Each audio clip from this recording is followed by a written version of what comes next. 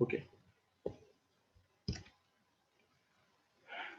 जो सबसे main part है जो अभी मैं लेके चल रहा हूँ, क्योंकि अगर आप पूरा कोर्स देखोगे तो उसमें पता चलेगा कि सबसे मेरा ज्यादा जो मेन इन्वॉल्वमेंट रहेगा वो होगा वेक्टर्स का, क्योंकि वेक्टर्स ही एक ऐसा चैप्टर है 11th में, एटलीस्ट 11th में बोलूंगा, क्योंकि आप कि अगर आपको वेक्टर्स आता है तो ये मान के चलो कि आपको काफी कुछ आता है, बहुत कुछ आ जाएगा, क्योंकि वेक्टर्स का इन्वॉल्वमेंट इतना ज्यादा होगा 11th में, और 12th में तो बहुत बहुत ज्यादा होगा, कि अगर आपको वेक्टर्स अगर ढंग से आता है तो जो भी डेरिवेशंस होंगे न्यूमेरिकल वो आप इजीली समझ सकते हो। और अगर आपको ये चैप्टर आता है, वेक्टर्स ही आता है, तो ये मान के चलो आप अभी भी अगर आप नीट के हो गए या जेई मेंस के क्वेश्चन उठाओगे या एनडीए के क्वेश्चन उठाओगे तो आप अभी से ही करना स्टार्ट कर दोगे, तो वेक्टर्स बहुत ज्यादा इन्वॉल्वमेंट है उसका। तो मैं वेक्टर्स से ही स्टार्ट कर रहा हूँ, ठीक है। क्योंकि देखो, अब अगर मैं वेक्टर्स आपको करवा देता हूँ तो ये मान के चलो कि सेकंड और third chapter, sorry third and fourth chapter, motion in straight line and motion in plane, ये आपको अभी से समझने स्टार्ट हो जाएंगे, और जब मैं motion in straight line and motion in plane start करूंगा you will able to understand it very well. Although vectors आपको पढ़ाया जाता है फोर्थ चैप्टर में, ठीक है, फिजिक्स में। तो मुझे ऐसा लगता नहीं है, क्योंकि मुझे ऐसा लगता है कि वेक्टर्स पहले ही पढ़ा देना चाहिए बच्चों को, तो मैं वेक्टर्स से ही स्टार्ट करूंगा। ओके, ठीक। तो सबसे पहले मैं आपको दो क्वांटिटीज बता देता हूं। एक होती है स्केलर क्वांटिटी,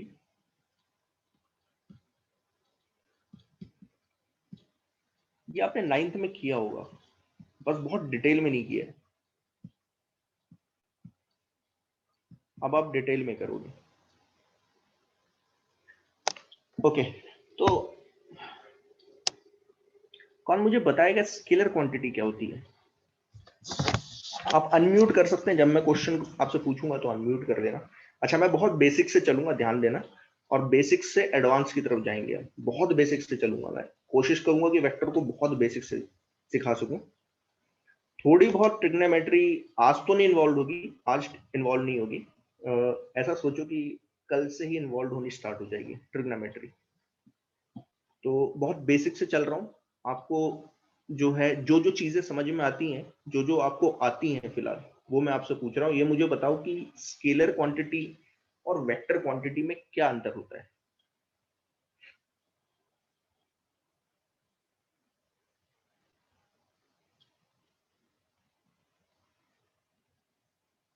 ओके, प्रिया ने आंसर किया है कि quantity which has direction as well as magnitude. Okay, बहुत बढ़िया कि सर एक ऐसी क्वांटिटी जिसमें डायरेक्शन और मैग्नीट्यूड दोनों इन्वॉल्व हो जाते हैं। ओके, और स्केलर क्वांटिटी क्या होती है? Okay, Gargi, okay, scalar having magnitude only. Okay, तो मैं यहाँ पे लिख देता हूँ, आपको पता है, ठीक है। चलो, स्केलर क्वांटिटी क्या होती है? दोज क्वांटिटी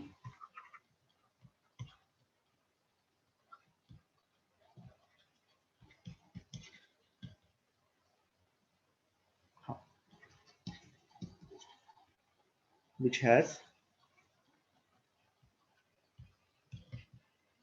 मैग्नीट्यूड ओनली, इनके पास मैग्नीट्यूड होता है। अच्छा, कौन सी ऐसी क्वांटिटी है जो जिनके पास सिर्फ मैग्नीट्यूड होता है? तो एग्जांपल के तौर पे मैं बता रहा हूँ आपको, जैसे मास हो गया, मास आपने कभी पढ़ा होगा, हर एक बॉडी के पास कुछ मास रहता है, 2 kg, 10 kg, 60 kg, ये मास। अच्छा, कैसे पता चलता है ये स्केलर क्वांटिटी है? तो बहुत सिंपल है, कभी भी ऐसे नहीं बोला जाता, ध्यान देना। अगर ये एक बॉडी है तो कभी भी मैं ऐसे नहीं बोलूंगा कि इस बॉडी का मास है 20 kg in this direction, arrow की डायरेक्शन, कभी भी ऐसे नहीं बोला जाता। हम क्या बोल देते हैं, मास 20 kg है तो उसमें डायरेक्शन तो इन्वॉल्व ही नहीं हुई। ओके, तो ये आप खुद समझ सकते हो, इट कैन नॉट हैपन। अगर मैं ऐसे बोलूं कि ये पर्टिकुलर डायरेक्शन है, इस तरीके से डायरेक्शन दे दिया, एरो से रिप्रेजेंट कर दिया डायरेक्शन, वैसा कभी बोलेंगे कि 20 kg in the direction of arrow.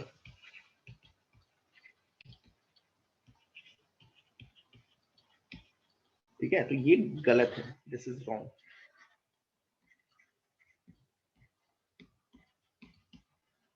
हम सीधा ही बोल सकते हैं, क्या बोलेंगे, मास क्या है 20 kg, तो डायरेक्शन इन्वॉल्व नहीं है, दिस इज रॉन्ग। ठीक है ना, मास हो गया, फिर और क्या हो सकता है, टेम्परेचर,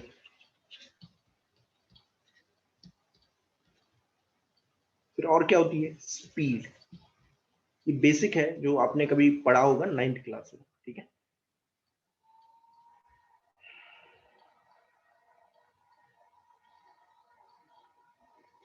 हाँ, एटसेट्रा। ठीक है, आगे इसमें ज्यादा जाने की जरूरत नहीं है, स्केलर क्वांटिटी, क्योंकि जब भी फिजिक्स पढ़ाई जाती है तो ये बता दिया जाता है, अगर मैं कोई भी नई क्वांटिटी इंट्रोड्यूस कर रहा हूँ तो उसको बता ही दूंगा कि वो स्केलर है या वेक्टर है, तो वो बताया ही जाएगा। ठीक है, वेक्टर क्वांटिटी, तो अब जैसे बताया आपने कि दोज क्वांटिटी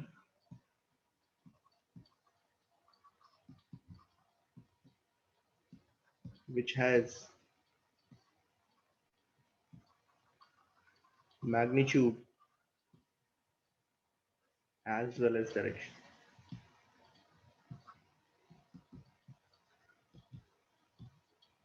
तो एक ऐसी क्वांटिटी जिसके पास मैग्नीट्यूड भी है और डायरेक्शन भी है, तो उसे क्या मैं बोलूंगा, एक वेक्टर क्वांटिटी। ठीक है, एग्जाम्पल के तौर पे फ्रीक्वेंटली जो मैं बता सकता हूँ वो मैं बता देता हूँ आपको। सबसे पहली होती है पोजीशन। अगर आपको किसी भी पार्टिकल की पोजीशन स्पेसिफाई करनी है, position of particle,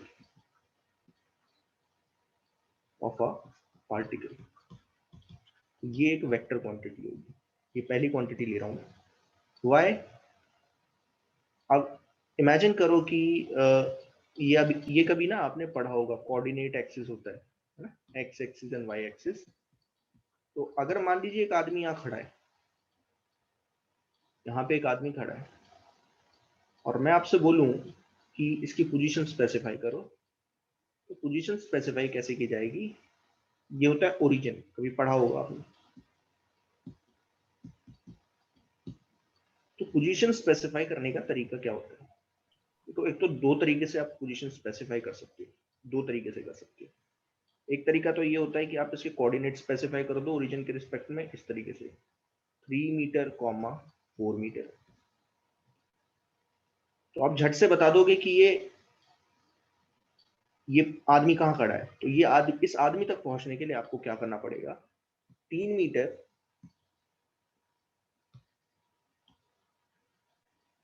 3 metre X axis direction में चलना पड़ेगा, और 4 मीटर वाई डायरेक्शन में चलना पड़ेगा, है ना। तो आप यहाँ पे पहुंच जाओगे।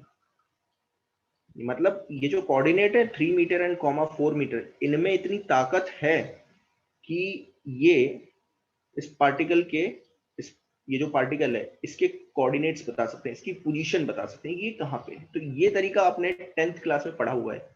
ठीक है ना, ये आपने पढ़ा हुआ है। अब मैं एक नया तरीका बताता हूँ आपको कि आप इसकी पोजीशन एक और तरीके से स्पेसिफाई कर सकते हैं। कैसे, ध्यान से समझना। ये लेंथ कितनी होगी, कौन मुझे बता सकता है।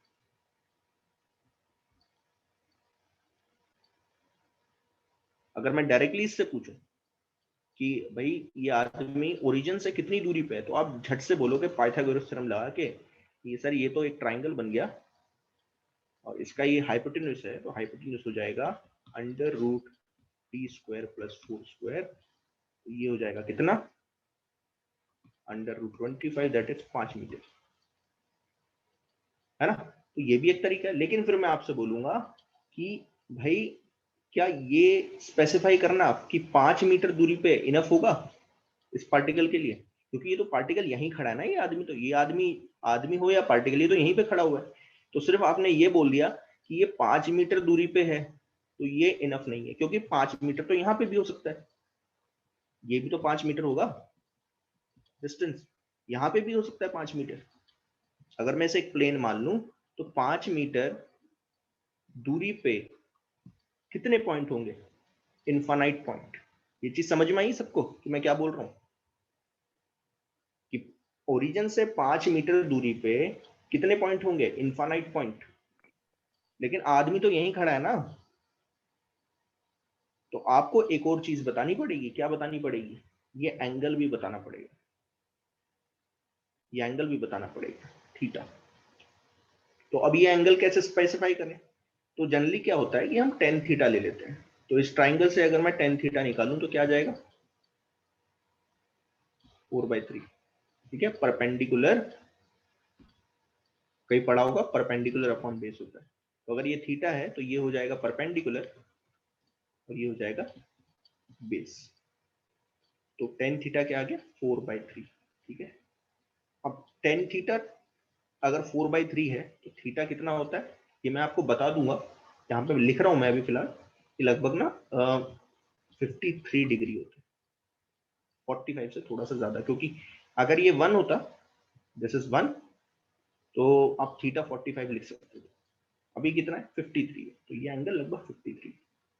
तो देखो, अब इमेजिन करो कि आपने क्या किया।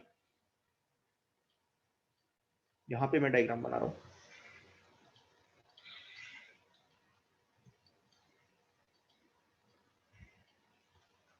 आपने ये बोला कि आदमी ओरिजिन से कितनी दूरी पे खड़ा है? 5 मीटर दूरी पे, और एक्स एक्सिस से कितना एंगल बना रहा है वो? 53 डिग्री। तो अब ये एक ही पोजीशन है, क्योंकि 53 डिग्री पे 5 मीटर दूरी पे एक ही पॉइंट हो सकता है। ये चीज समझ में आई?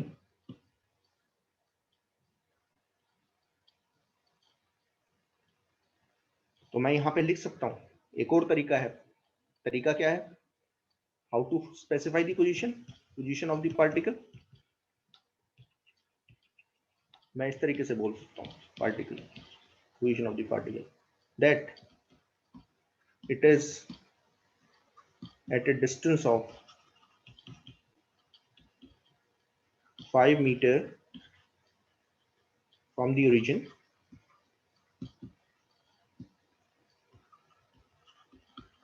making an angle of 53 degree with the x-axis। तो अब आप बोलोगे क्या ये वेक्टर क्वांटिटी है? क्या ये पोजीशन, ये जो पोजीशन स्पेसिफाई की है ये एक वेक्टर क्वांटिटी है? तो मैं बोलूंगा बिल्कुल वेक्टर क्वांटिटी है, क्योंकि मैंने दो चीज स्पेसिफाई की। क्या? एक तो ये ओरिजिन से कितनी दूरी पे है, 5 मीटर, तो ये एक मैग्नीट्यूड हो गया, ये मैग्नीट्यूड को शो कर रहा है। This 5 metre shows the magnitude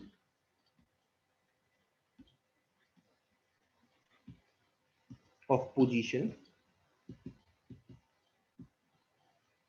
and 53 degree किसको शो कर रहा है? Direction of position. दो चीजें हैं यहाँ पे।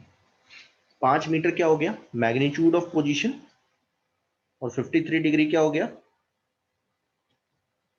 Direction of position. तो देखो ये पोजीशन ऑफ द पार्टिकल क्या होता है, इससे ये पता चल रहा है that position of the particle is a vector quantity.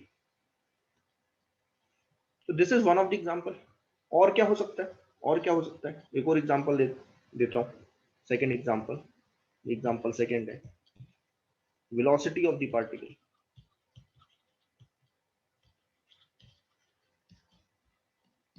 Velocity of the particle, ये भी एक vector quantity, this is also a vector quantity.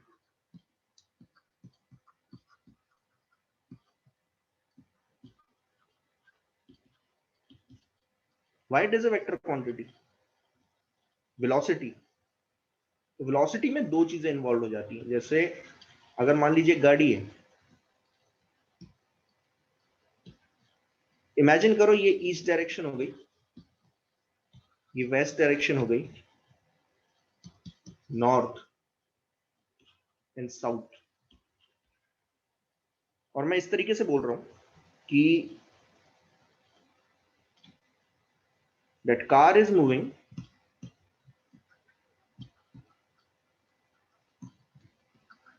with a speed of 30 kilometre per hour. लेकिन सिर्फ मैंने अगर ये बोल दिया कि car is moving with the speed of 30 kilometre per hour, तो अब ये वेलोसिटी नहीं है, ध्यान देना, क्योंकि 30 किलोमीटर पर आवर की स्पीड से तो ये किसी भी डायरेक्शन में दौड़ सकता है, किसी भी डायरेक्शन में। ये कार ऐसे भी भाग सकती है, ऐसे भी भाग सकती है, किसी भी डायरेक्शन में भाग सकती है। तो मुझे और क्या स्पेसिफाई करना पड़ेगा, डायरेक्शन भी स्पेसिफाई करना पड़ेगा। तो डायरेक्शन ऐसे स्पेसिफाई कर देता हूं, इन नॉर्थ ईस्ट डायरेक्शन।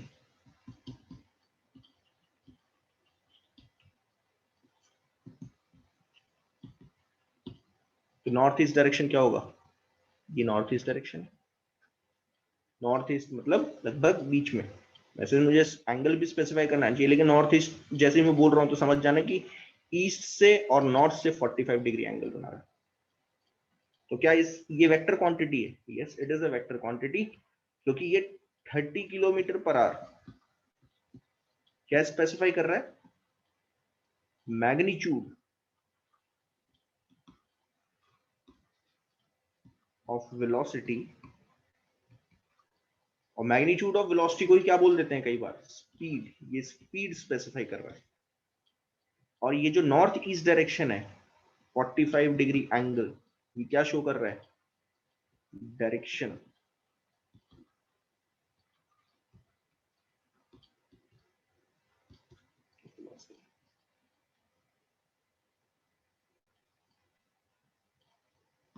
ये चीज समझ में आई सबको? यहां तक समझ में आया? मुझे बताओ जरा पहले, फिर मैं आगे बढ़ता हूँ। और इसमें कोई डाउट है तो डाउट पूछ सकते हो।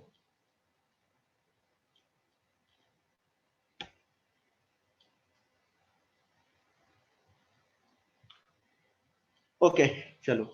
अब दिमाग में एक चीज तो आपके मेरे ख्याल से घुसी गई होगी कि वेक्टर्स में हमेशा दो चीजें इन्वॉल्व हो जाएंगी, एक तो मैग्नीट्यूड और एक direction. Magnitude direction, magnitude direction, जहां वेक्टर है वहां पे मैग्नीट्यूड और डायरेक्शन पक्का आ जाएगा। ठीक है? तो अब होता क्या है, सबसे पहले ना लोग क्या बताते हैं कि हाँ, speed is a scalar quantity, क्योंकि स्पीड में क्या है, सिर्फ मैग्नीट्यूड इन्वॉल्व है, डायरेक्शन तो इन्वॉल्व ही नहीं रहती। अगर मैं ये बोलूं कि कार जो है 30 किलोमीटर पर आवर की स्पीड से भाग रही है, तो फिर आप बोलोगे कि सर 30 किलोमीटर, दिमाग में ये क्वेश्चन आ जाएगी 30 किलोमीटर पर आवर, इसमें तो कोई डायरेक्शन ही नहीं इन्वॉल्व है कि नहीं? तो स्पीड क्या होगी, एक स्केलर क्वांटिटी होगी। लेकिन जैसे स्पीड में क्या लगाओगे, एक डायरेक्शन इन्वॉल्व करवा दोगे तो वेलोसिटी हो जाएगी। ओके। अब देखो क्या होता है कि वैसे तो मुझे स्टार्ट करना चाहिए इसके बाद कि डिफरेंट टाइप ऑफ वेक्टर्स कैसे होते हैं, ठीक है ना? तो मैं वहां जाता ही नहीं हूँ, वो मैं बाद में ही करवाऊंगा। जहां आपको वेक्टर समझ में आ गया ना, एक बार वेक्टर समझ में आ गए, तो फिर वो डिफरेंट टाइप ऑफ वेक्टर क्या हो गया, कितने टाइप के होते हैं, वो सब आपको समझ में आने लग जाएंगे। मैं आपको सीधा ही लेके चलता हूँ आगे। से बोलते हैं रिप्रेजेंटेशन ऑफ वेक्टर।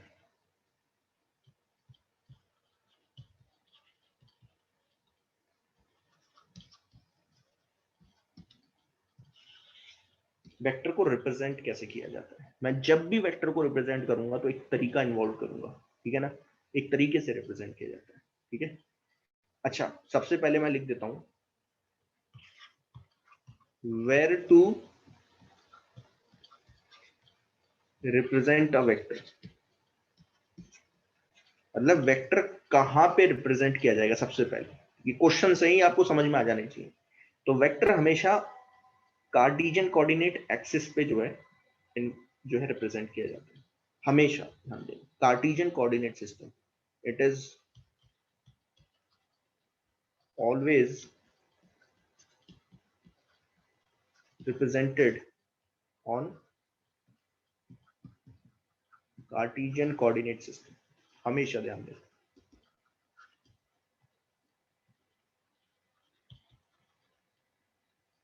अच्छा, क्या होता है कार्टेशियन कोऑर्डिनेट सिस्टम? क्या होता है कार्टेशियन कोऑर्डिनेट सिस्टम? तो कार्टेशियन कोऑर्डिनेट सिस्टम क्या है, हमेशा याद रखना है कि कुछ इस तरीके से X axis and Y axis, ठीक है? मतलब जब भी मैं एक वेक्टर रिप्रेजेंट करूंगा तो कार्टेशियन कोऑर्डिनेट सिस्टम पे ही करूंगा, ठीक है ना?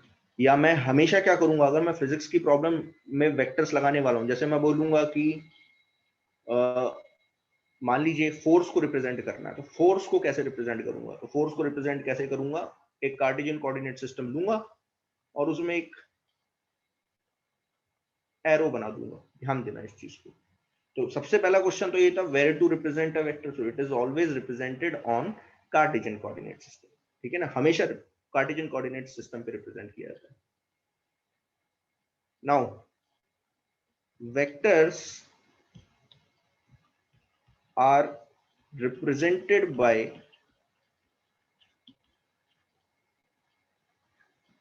an arrow on Cartesian coordinate system.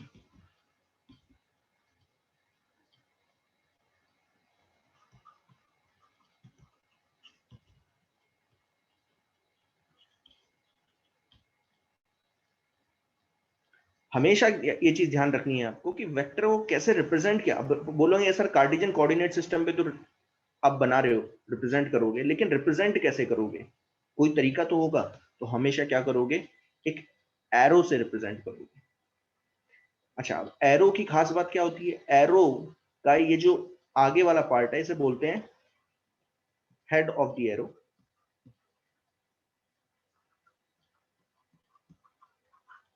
या head of the vector. Basically मैं हेड ऑफ द एरो नहीं बोलूंगा, हेड ऑफ द वेक्टर ही बोलूंगा, ठीक है. तो बेटर यही है मैं एरो हटा दूं, मैं वेक्टर लिखूं.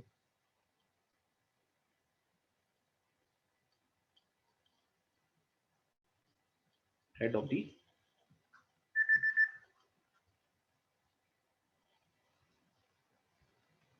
हेड ऑफ द वेक्टर, ठीक है. तो ये जो एरो है, एरो का जो आगे वाला पार्ट है उसे बोला जाता है हेड ऑफ द वेक्टर. ध्यान देना, इसे बोला जाता है हेड ऑफ द वेक्टर. इसे अलग कलर से रिप्रेजेंट कर रहा हूं. ये आपका वेक्टर है, ये हेड ऑफ द वेक्टर, ठीक है. और ये होता है टेल, जो पीछे वाला पार्ट है, ये जो पीछे वाला पार्ट है इसे बोलते हैं टेल ऑफ द वेक्टर.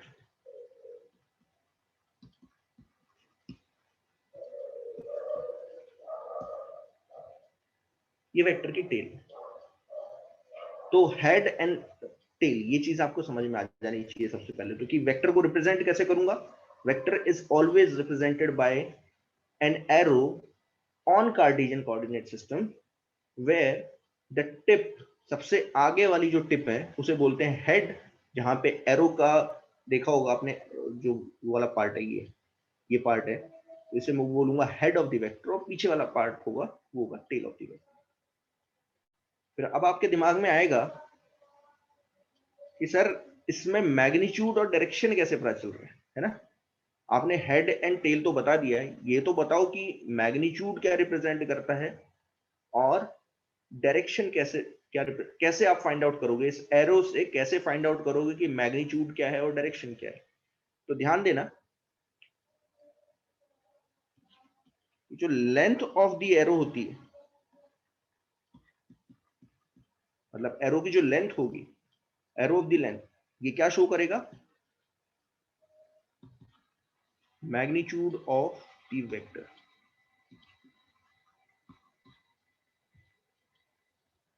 जितनी भी एरो की लेंथ है, ठीक है ना, जैसे मैं अभी एक वेक्टर बना के दिखाऊंगा आपको, ध्यान देना. तो आपको पता चलेगा कि जो लेंथ ऑफ द एरो होगी ना, वही मैग्नीट्यूड ऑफ द वेक्टर को रिप्रेजेंट करती है, ठीक है ना. और डायरेक्शन, डायरेक्शन यहां लिख रहा हूं, डायरेक्शन ऑफ द वेक्टर क्या शो करेगा,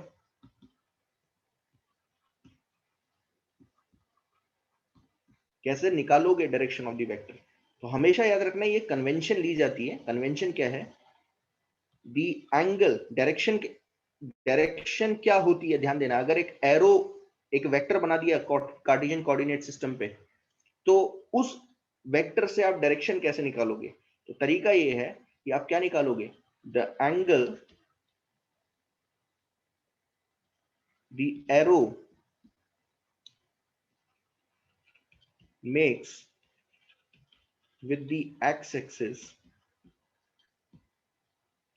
in, अच्छा इसमें एक्स एक्सिस में भी क्या, पॉजिटिव डायरेक्शन. ध्यान देना, पॉजिटिव दो होती हैं. अगर आप इधर चलोगे ना, इधर चलोगे तो ये एक्स एक्सिस, और इधर होती है माइनस एक्स एक्सिस, ठीक है ना, ये माइनस एक्स एक्सिस होती है, ठीक है ना. तो the angle the arrow makes with the x-axis, positive direction of x-axis in anti-clockwise direction.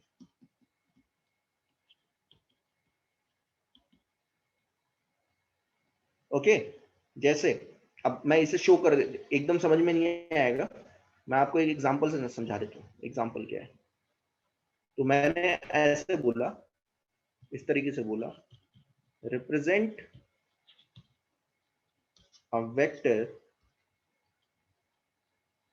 30 Newton. देखो मैं सीधा इन्वॉल्व कर रहा हूँ, ये कौन सा वेक्टर हो गया, देखो अब यहाँ पे न्यूटन आ गया, तो ये एक फोर्स वेक्टर है। तो फोर्स एक वेक्टर क्वांटिटी होती है, ठीक है ना, क्योंकि फोर्स में दो चीजें इन्वॉल्व है, एक तो मैग्नीट्यूड और डायरेक्शन। डायरेक्शन मतलब किस डायरेक्शन में, किस डायरेक्शन में फोर्स लगा रही है। तो रिप्रेजेंट अ वेक्टर 30 न्यूटन, ठीक है। अब यहाँ मैं बता देता हूँ, यहाँ मैंने लिखा नहीं, ये वाला एंगल देखो, ये वाला एंगल यहाँ पे लिखा हुआ है कि डायरेक्शन ऑफ द वेक्टर कैसे शो करोगे, कैसे पता करोगे, the angle the arrow makes with the positive direction of the x-axis with in anti-clockwise direction। तो anti-clockwise direction ये होता है, देखो ये anti-clockwise direction है, ये anti-clockwise है, ऐसे मेजर करना, इस तरीके से मेजर करना है, देखो ये anti-clockwise है।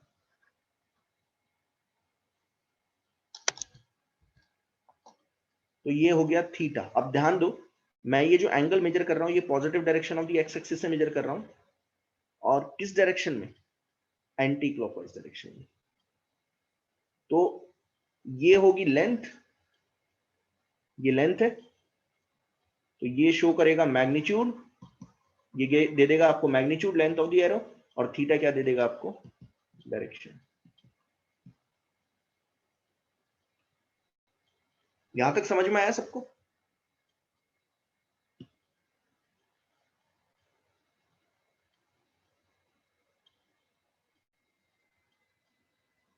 प्लीज बताते भी चलना, क्योंकि अगर कोई डाउट है तो फिर एकदम क्लियर कर लो, ठीक है ना।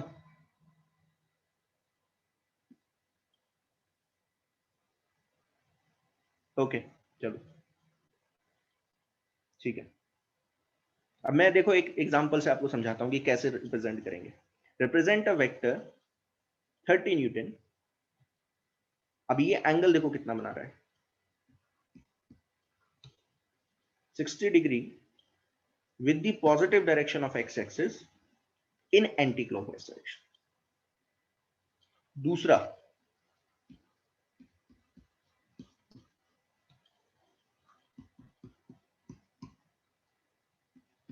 ये फोर्स वेक्टर है, ध्यान देना, this is a force vector. Why force vector, unit से पता चल रहा है, न्यूटन लिख दे रहा हूं ऐसे। ये कौन सा वेक्टर है, ये है वेलोसिटी वेक्टर।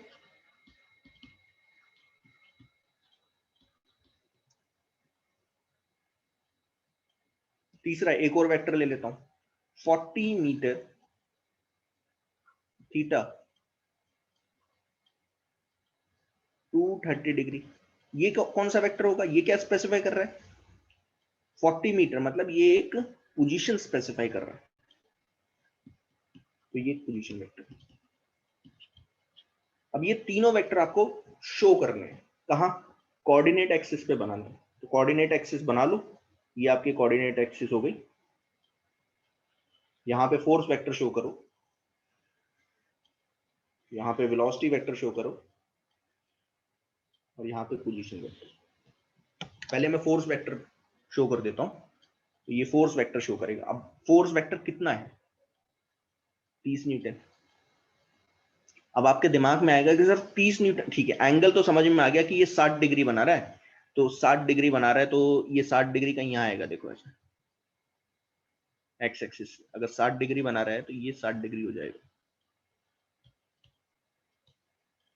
फिर आप बोलोगे कि sir length of the arrow कितनी बड़ी बनाऊं, क्योंकि यहाँ पे तो 30 न्यूटन बनाया हुआ है, तो 30 न्यूटन कैसे रिप्रेजेंट करूं कि भैया ये 30 न्यूटन को रिप्रेजेंट कर। तो यहाँ पे क्या होता है ना, कभी आपने देखा होगा एक स्केल लिया जाता है, आपने ग्राफ पढ़ा होगा, तो ग्राफ में, ग्राफ पेपर दिया होगा, तो ग्राफ में देखा होगा आपने कि ऐसे लाइंस होती हैं, देखा है आपने कभी ऐसे,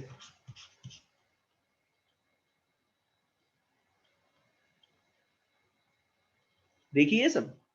मुझे एक बार बता दो जरा, ग्राफ पेपर देखा होगा ना, तो ग्राफ पेपर पे आपने ये भी देखा होगा कि कुछ डार्क लाइंस बनी होती हैं exactly at A distance of 1 1 centimetre, 0 1 centimetre 2 centimetre पे डार्क लाइंस बनी होती हैं और बीच में पतली लाइंस बनी होती हैं, देखा होगा, है ना? ये देखा होगा पक्का।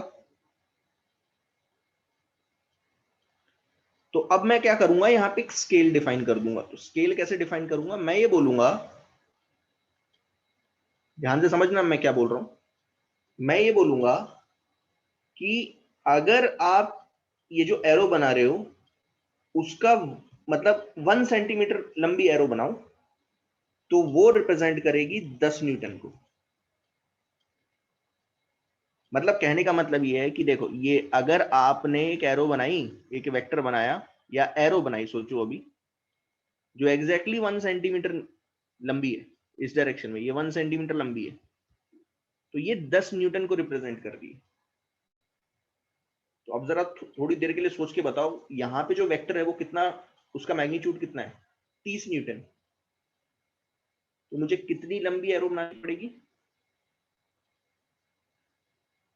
बहुत बढ़िया, है ना? 3 सेंटीमीटर लंबी बनानी पड़ेगी। तो मैं 3 सेंटीमीटर लंबी एरो बना देता हूँ, बस और कुछ नहीं, मेरा काम खत्म है।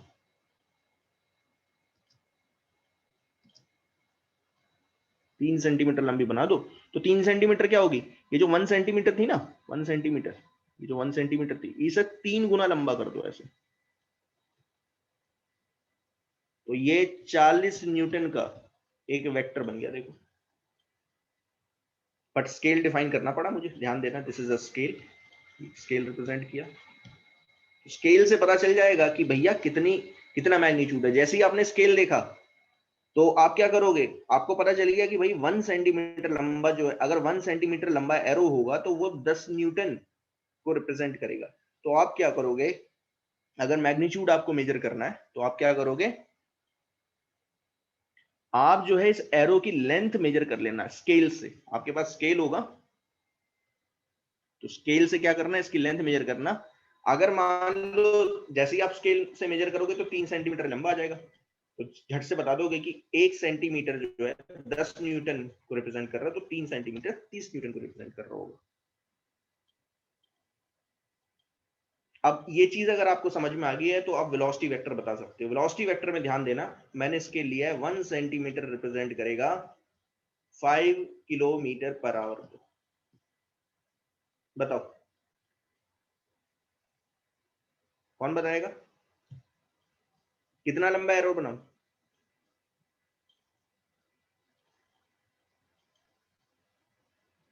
6 सेंटीमीटर, बहुत बढ़िया। अगर 1 सेंटीमीटर 5 किलोमीटर पर आवर को रिप्रेजेंट कर रहा है तो 30 किलोमीटर पर आवर 6 सेंटीमीटर पर रिप्रेजेंट होगा। ऑब्वियस सी बात हो, आपको एक 6 सेंटीमीटर लंबा एरो बनाना पड़ेगा। और कितने एंगल पे, अब ये एंगल 120 डिग्री है, तो ध्यान देना ये फर्स्ट क्वाड्रेंट में नहीं सेकंड क्वाड्रेंट में जाएगा। यहाँ पे देखो ऐसे, यहाँ पे कहीं एंगल बनेगा।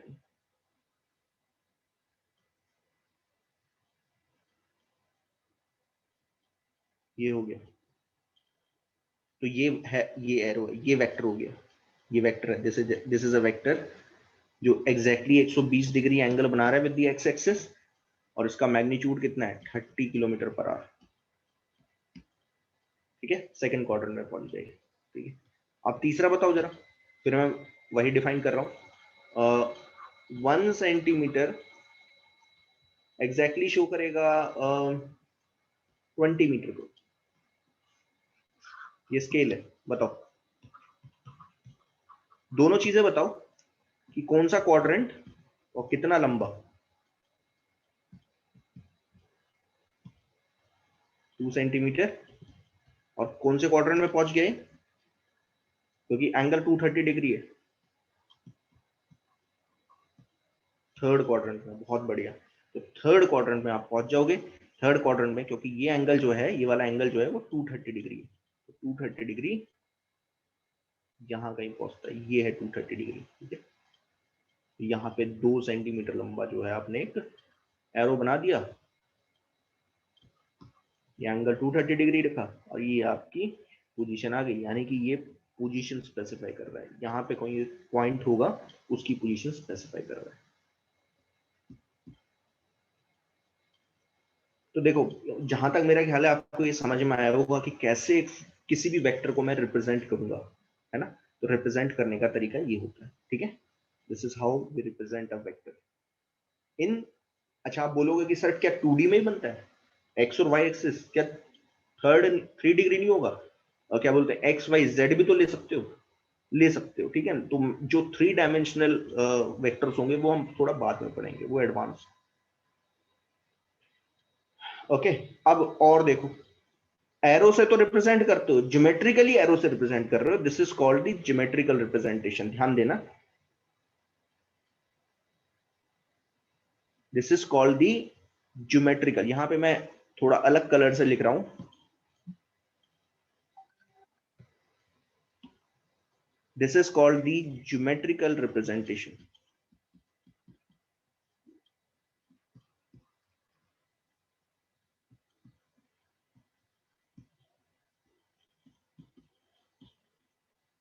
आया समझ में, ये ज्योमेट्रिकल रिप्रेजेंटेशन, ज्योमेट्रिकल मतलब कि जब आप कोई ड्राइंग बनाते हो, कैसे समझोगे, माइंड में कैसे समझोगे, ज्योमेट्रिकली कैसे समझोगे। जैसे ट्राइंगल है, अब ट्राइंगल को जैसे ही मैं आपके दिमाग में बोलता हूँ कि ट्राइंगल है, तो आपके दिमाग में एकदम ट्राइंगल बन जाता है, उसकी तीनों साइड देख लेते हो, तीनों एंगल देख लेते हो, ये geometrical representation. How to represent it mathematically, so mathematically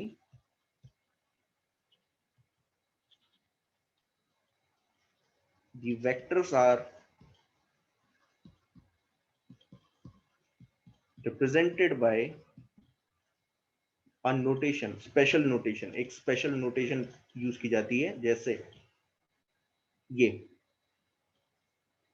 F है ना, तो अब इमेजिन करो ये एक फोर्स वेक्टर है, ठीक है, एफ को मैं मान रहा हूं एक फोर्स वेक्टर है। तो वेक्टर कैसे पता चलेगा कि ये वेक्टर है, तो इसके ऊपर ना एक एरो लग जाती है, ऐसे एक एरो बना दी जाती है। जैसे कि आपने एक क्वांटिटी देखी, ये होता है सिंबल, ध्यान देना, ये सिंबल है, ये सिंबल है, ठीक है। अब ये सिंबल कुछ भी ले सकते हो आप, ऐसा नहीं है, मैंने बहुत सारे सिंबल है, ए टू जेड कोई भी ले सकते हो, ठीक है। स्पेशली अगर फोर्स है तो मैं एफ, ठीक है, एफ ले रहा हूं, सिंबल है। और कैसे पता चलेगा ये वेक्टर है, तो इसके ऊपर क्या होगा, एक छोटा सा एरो का निशान पता लगा लगा होगा, ठीक है। This is a vector. और कैसे represent- ऐसे भी कर सकते हो, A vector, B vector, C vector, D vector, et cetera, जहां तक चलना है चला। ये मैथमेटिकल रिप्रेजेंटेशन।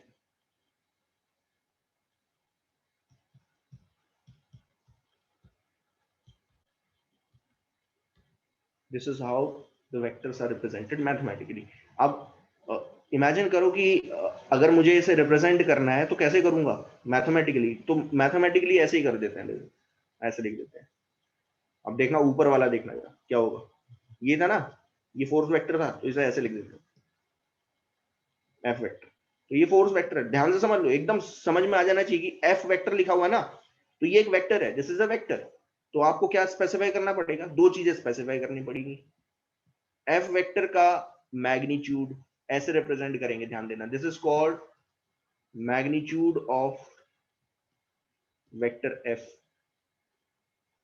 जैसे ही आप एफ वेक्टर का मैग्नीट्यूड ले रहे हो, तो मैग्नीट्यूड का मतलब क्या है, दो क्या बोलते हैं डंडों के बीच में एफ वेक्टर को अगर रख दिया तो मैग्नीट्यूड ऑफ एफ वेक्टर की बात कर रहे हो।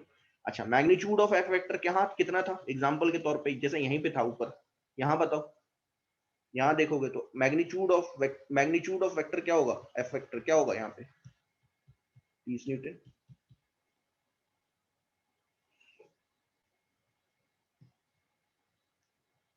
30 न्यूटन हो गया। तो ये एफ, ये क्या लिखा हुआ है, 30 न्यूटन क्या है, ये मैग्नीट्यूड है, ध्यान देना, ये आपको ध्यान से समझ में आ जाना चाहिए। जैसे 30 Newton is the magnitude of force vector, सिर्फ मैग्नीट्यूड है। फिर यहां पे बोलोगे, जैसे ये वी वेक्टर है, तो वेलोसिटी वेक्टर ऐसे ले लो, तो वेलोसिटी वेक्टर का मैग्नीट्यूड कितना है, 30 किलोमीटर पर आवर, ये मैग्नीट्यूड है। और ये क्या है, पोजीशन वेक्टर, तो पोजीशन वेक्टर को आर से रिप्रेजेंट कर रहा हूं, ध्यान से समझना, आर वेक्टर का मैग्नीट्यूड तो वो कितना है, 40 मीटर। ये मैग्नीट्यूड है, this only represents a magnitude.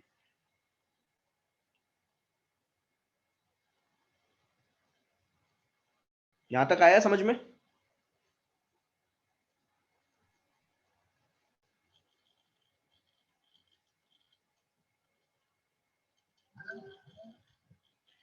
Okay, तो मैग्नीट्यूड ऑफ एफ, ध्यान देना, ये वेक्टर्स का रिप्रेजेंटेशन है, these are the representation of vector, ध्यान देना, these are the representations of vector, ये रिप्रेजेंटेशन ऑफ वेक्टर है, मैथमेटिकल रिप्रेजेंटेशन। और जैसे ही आप एफ वेक्टर के सामने दो डंडे लगा दोगे तो आप समझ जाना कि ये क्या है, मैग्नीट्यूड ऑफ एफ वेक्टर। ये सिर्फ क्या शो कर रहा है, मैग्नीट्यूड ऑफ एफ वेक्टर। अच्छा, इसी को ना कई बार ऐसे भी लिख देते हैं, सिर्फ एफ लिख देंगे, एरो नहीं लगाया उसके ऊपर, तो जैसे ही एफ लिखा है एरो नहीं लगाया तो समझ जाना ये भी क्या शो कर रहा है, मैग्नीट्यूड ऑफ एफ। आया समझ में कि नहीं?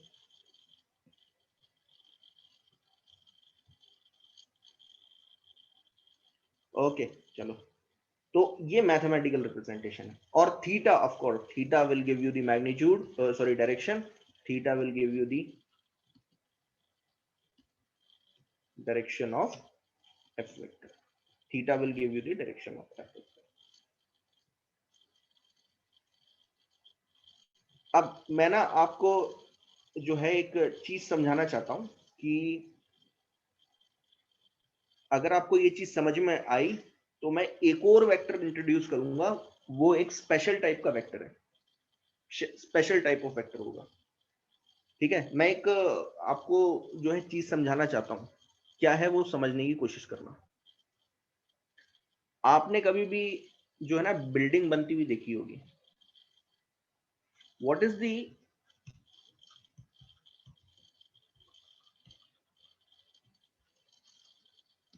बिल्डिंग ब्लॉक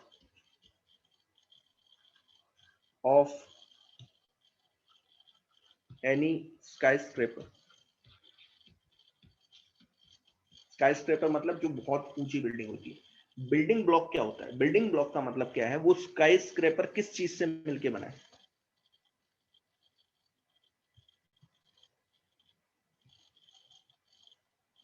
क्या होता है, किसी को पता है? एक स्काईस्क्रेपर, स्काईस्क्रेपर मतलब बहुत ऊंची बिल्डिंग, जैसे बुर्ज खलीफा है, जैसे बुर्ज खलीफा है, या आपके आसपास जो भी कोई बहुत बड़ी बिल्डिंग होगी, वो किस चीज से मिलके बनी होती है?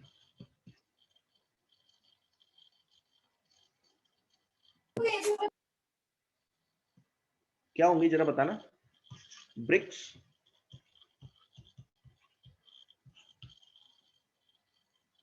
सबसे ज्यादा जो मटेरियल इन्वॉल्व रहता है वो ब्रिक्स होती है ना, ईंटें ही तो लगती हैं।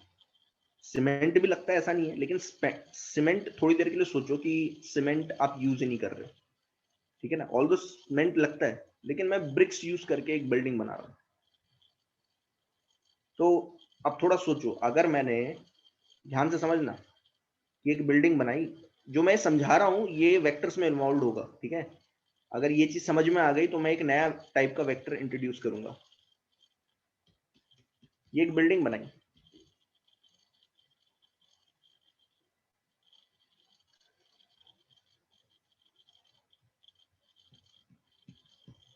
100 मीटर लंबी बिल्डिंग है, ठीक है, this is the height of the building,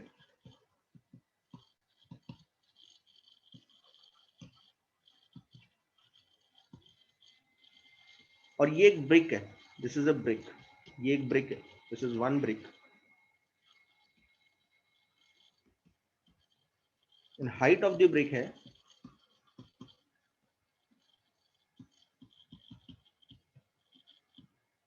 2 centimetre. मतलब ये जो ब्रिक की हाइट है ना, ये 2 सेंटीमीटर है। अब मैं अगर आपसे पूछ रहा हूं कि बताओ नंबर ऑफ ब्रिक्स कितनी चाहिए होंगी, कौन मुझे बता देगा कितना आंसर है?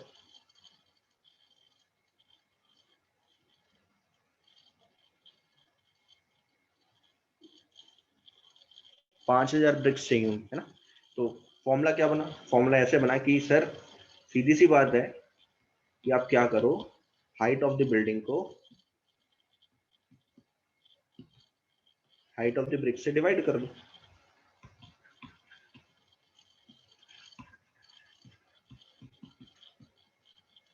तो हाइट ऑफ द बिल्डिंग है 100 और ये 2 सेंटीमीटर है, तो ऑब्वियस सी बात है कि आपको क्या करना पड़ेगा, इसे मीटर में चेंज करना पड़ेगा, you have to convert it into metre.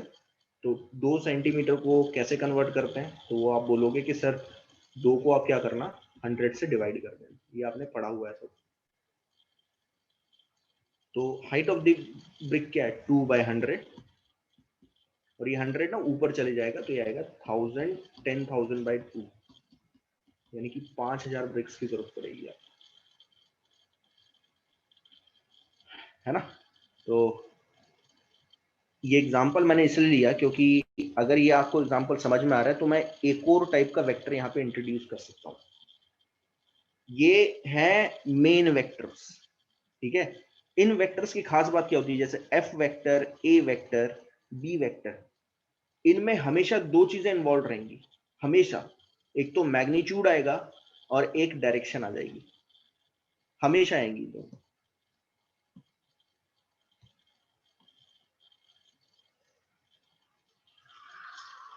ये मैग्नीट्यूड होगा और ये डायरेक्शन होगा।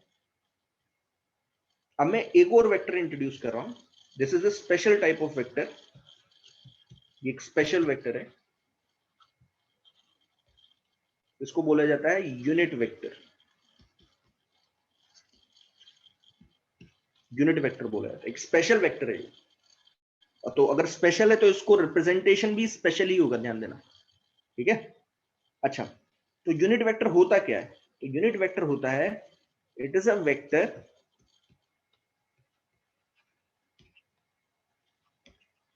whose magnitude is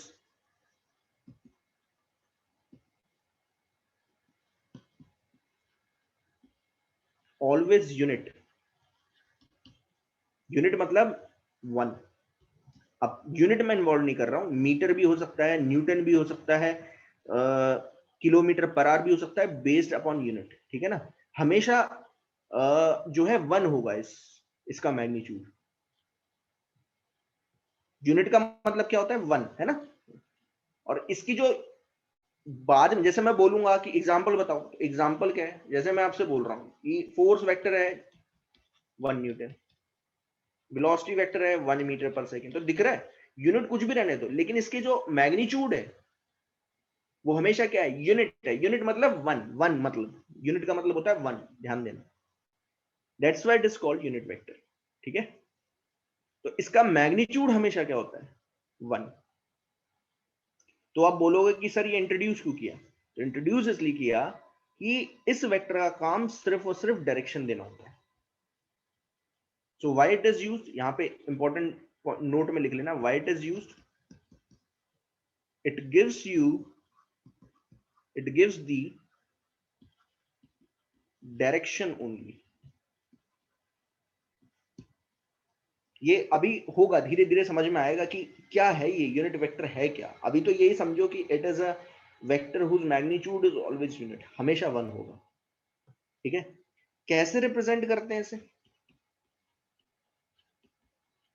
it is represented by a special character, इस तरीके से ध्यान देना, ए ये तो सिंबल हो गया, इसके ऊपर कैप लगी हुई, F cap, I cap, J cap, इस तरीके से रिप्रेजेंट किया जाता है। दोनों में अंतर है, देखो जो ऊपर वाला वेक्टर था उसको रिप्रेजेंट किया था एरो से, अब इसको एरो से क्यों किया था, इसका मैग्नीट्यूड और डायरेक्शन अलग अलग हो सकते हैं, अलग अलग हो सकते हैं, है ना। मैग्नीट्यूड जैसे फोर्स वेक्टर था तो फोर्स वेक्टर का मैग्नीट्यूड 30 न्यूटन है, 40 भी हो सकता है, 50 भी हो सकता है, और डायरेक्शन भी अलग अलग हो सकती है।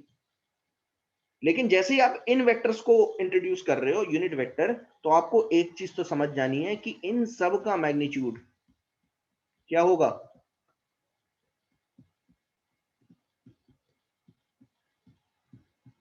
1 होगा, ध्यान दें, हमेशा 1 ही होगा। हाँ, हमेशा 1, हमेशा 1, सबका किसी भी यूनिट वेक्टर का मैग्नीट्यूड हमेशा 1। रिप्रेजेंट ऐसे करते हैं, this is how they are represented, A cap, F cap, I cap, J cap. अब आप बोलोगे कि सर तो फिर ये करते क्या है, तो इनका काम क्या है, सिर्फ और सिर्फ डायरेक्शन देना, it gives you the direction only. ये डायरेक्शन देते हैं, सिर्फ इनका काम सिर्फ और सिर्फ डायरेक्शन देना होता है। जैसे एग्जाम्पल के तौर पे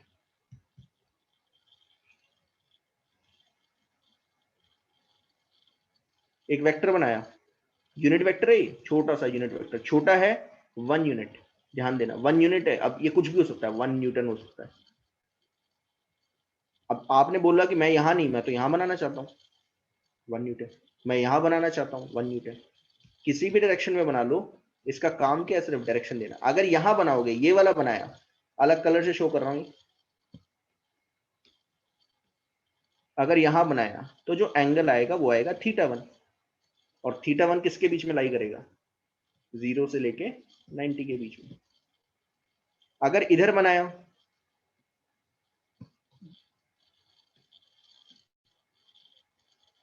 इधर बनाया,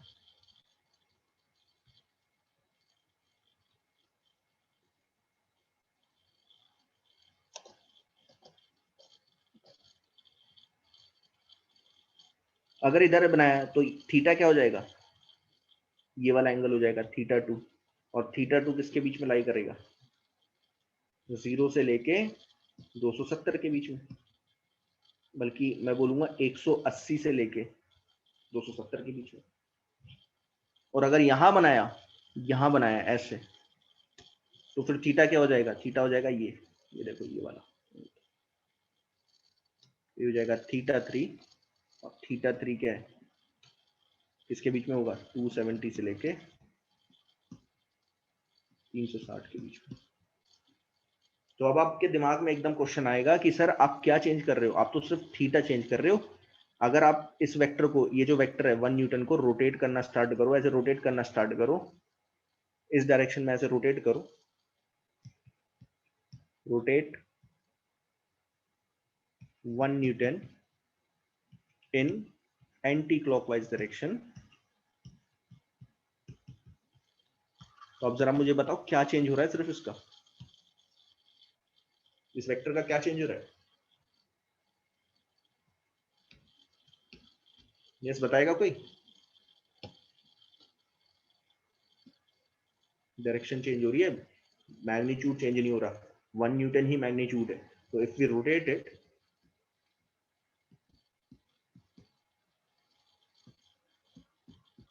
there will be no change in the magnitude,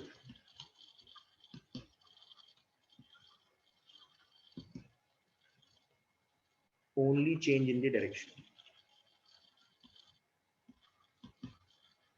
अब क्योंकि डायरेक्शन चेंज हो रही है, डायरेक्शन तो चेंज हो रही है, तो ये क्या देता है, ये सिर्फ डायरेक्शन देता है, दैट्स व्हाई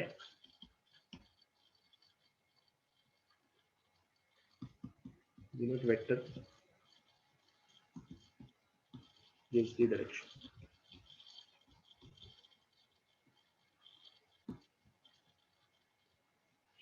ठीक है, तो जहां तक मेरा ख्याल है आपको थोड़ा थोड़ा समझ में आ रहा होगा कि वेक्टर्स क्या होते हैं। आई होप जितना मैंने आज करवाया है, आज मैंने बहुत बेसिक चीज करवाई है, ठीक है। जो मेन पॉइंट्स हैं वो समझ लो, क्या क्या मेन पॉइंट है। सबसे पहले तो आपको ये समझना है कि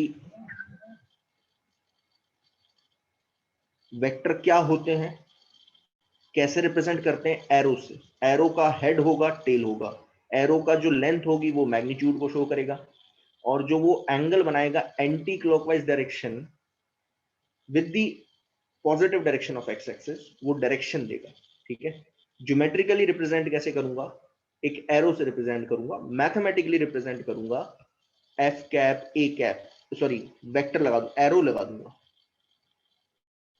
ठीक है। ये ए वेक्टर है तो ए क्या है, सिंबल शो कर रहा है, और उसके ऊपर जो एरो लगा हुआ है तो उससे पता चल रहा है कि it is a vector quantity, ठीक है।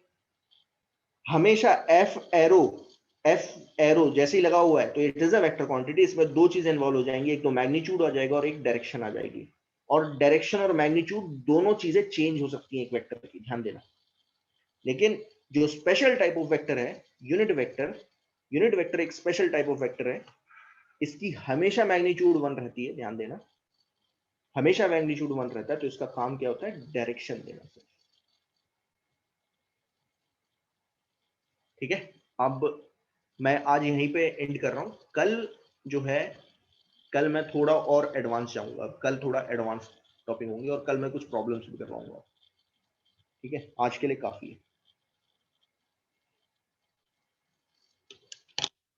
आज जो है, जो मैंने करवाया है, एक बार जो है इसकी रिकॉर्डिंग देखना, क्योंकि जो आज समझ, जिसको आज समझ में आ रहा है वो कल भी जो है कंटिन्यू करेगा तो उसे समझ में आएगा। ठीक है, थैंक यू।